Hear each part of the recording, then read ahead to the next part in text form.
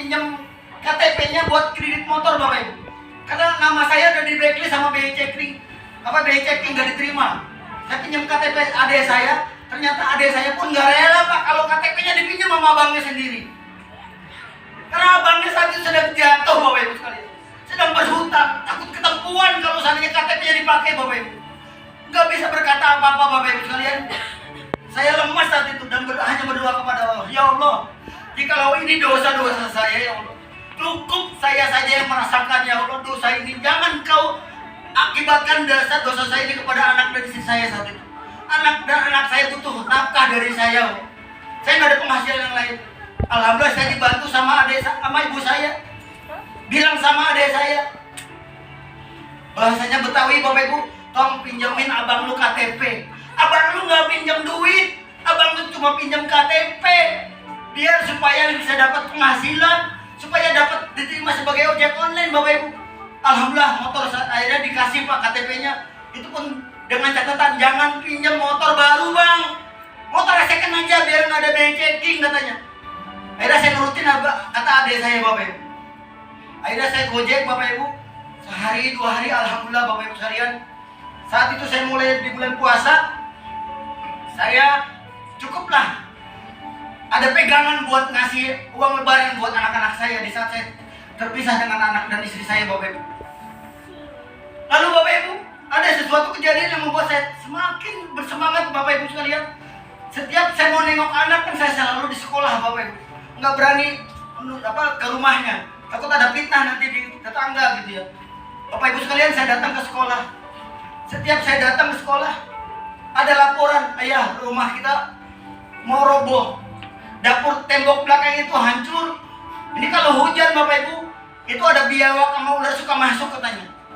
Itu yang membuat saya tambah luar biasa hancur Bapak Ibu sekalian. Akhirnya saya berdoa lagi, ya Allah, tolong berikan jalan dan petunjuk supaya saya dapat pekerjaan yang lebih baik daripada ojek online Bapak Ibu.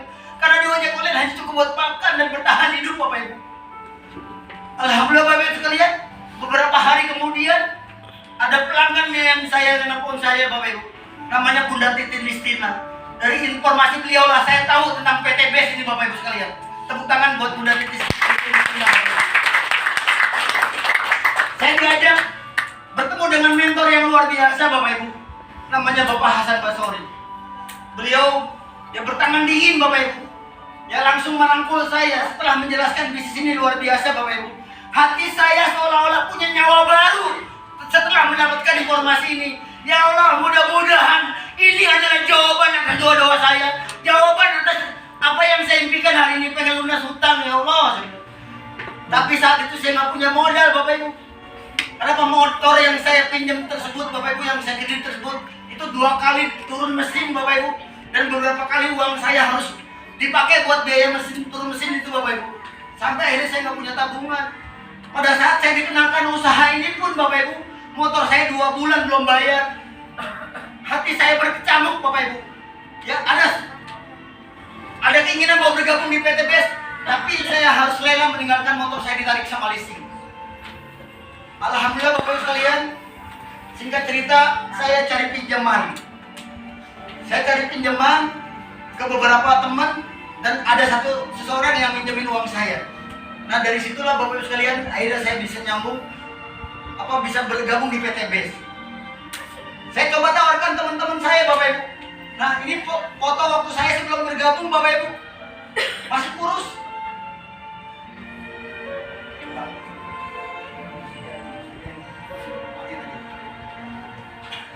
Masih kurus Bapak Ibu ya. Mukanya pun nggak jelas karena fotonya malam Bapak Ibu. Saya bilang Pak Hasan bisa nggak saya dapat mobil seperti Bapak? Beliau katakan ke saya, Bang Jenal pasti bisa, asalkan kerjanya serius dan yakin, semangat Bapak Ibu. Ya, lalu saya dipeluk, kamu bisa. Betul Bapak Ibu sekalian, kata-kata itu yang membuat nutrisi buat saya Bapak Ibu. Alhamdulillah saya kerjakan usaha ini Bapak Ibu. Alhamdulillah membuahkan hasil di 5 bulan kemudian Bapak Ibu. Saya dapat mobil tapi mobil ini saya tidak ambil unit Bapak Ibu, karena saya kepikiran punya hutang ke bank itu Bapak Ibu sekalian. Hutang itu yang membuat usaha saya bangkrut. Hutang itu membuat rumah tangga saya berantakan Bapak Ibu. Akhirnya saya lunaskan hutang-hutang dulu Bapak Ibu, biar hidup saya lebih tenang. Dan saya terus berdoa lagi, berusaha lagi, ikut SLC lagi, bermunajat lagi. Ya Allah, Engkau sudah tunaikan impian saya lunas hutang ya Allah.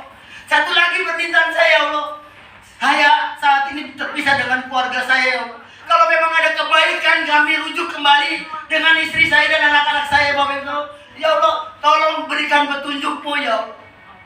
Suatu ketika saya nengok anak, ada pesan dari anak saya, ayah, mama sakit.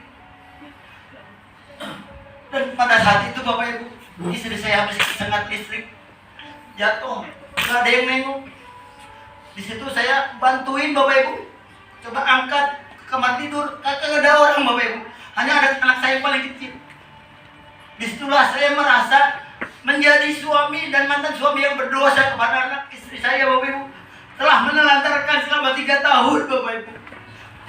Lalu saya ucapkan kepada istri saya saat itu Bapak Ibu, mantan istri saya, kamu yang kuat, saya titip anak-anak saya, kamu orang hebat, kamu perempuan hebat, saya percaya sama kamu bisa membimbing anak-anak saya ke jalan yang benar. Bapak Ibu sekalian, qadarullah, beberapa bulan kemudian Bapak Ibu, saya dapat lagi reward mobil Bapak Ibu sekalian. Mobil Pajero senilai 500 juta Bapak Ibu. Tapi saat itu saya nggak bisa nyetir. Dan saat itu juga saya dikasih mobil BMW. Padahal saya nggak bisa nyetir. Dipaksa harus ngambil BMW. Saya bilang ke Pak Hasan, saya dapat mobil Pajero tapi dikasihnya BMW. Kira-kira Bapak gimana? Setuju nggak? Saya mengikut kata mentor aja. Tapi Pak Hasan tidak setuju kalau saya ambil BMW saat itu Bapak Ibu. Akhirnya saya ditunda Pak, dapat BMW-nya. Nah saya kerjakan Bapak Ibu, sambil menunggu Pajero yang katanya dijanjikan saya mau dikasih Pajero, saya kerjakan ID kedua saya.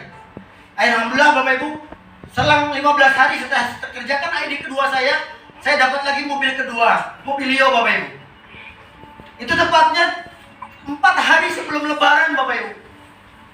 4 hari sebelum Lebaran. Dan 3 hari sebelum Lebarannya Bapak Ibu, kami bisa mengadakan acara kumpul-kumpul sama Pak Hasan Basri dan mitra-mitra saya.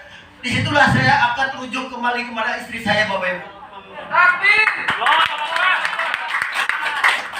Bukan kebahagiaan dapat mobilnya Bapak Ibu saat itu, tapi kebahagiaan di saat istri saya menerima kekurangan dan kelebihan saya.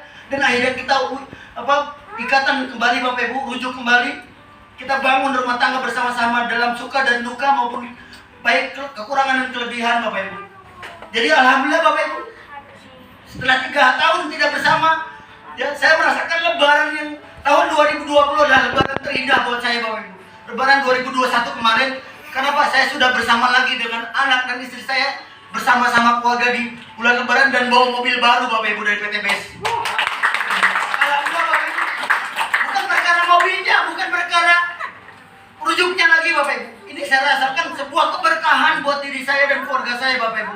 Mungkin bisa saja saya mencari perempuan lain, mungkin bisa saja saya berjuang lagi di PT BES, tapi saya butuh orang yang saat itu saya pikir belasan tahun yang telah melahirkan dan membesarkan anak-anak saya